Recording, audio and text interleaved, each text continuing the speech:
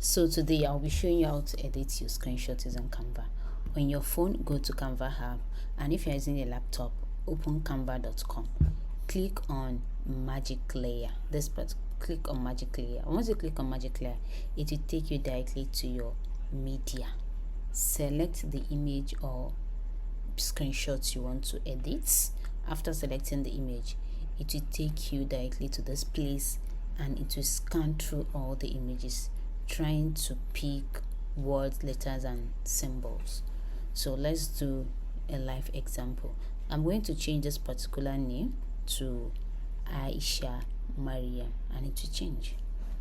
Let's see, as you can see, it's Aisha. It has changed to Aisha Mariam. So let's do another one so you can know that this thing actually works. Let's change this particular sentence to something else. Okay.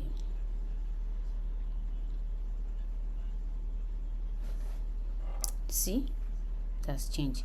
After that, click on download. That's all. It's already saving your gallery.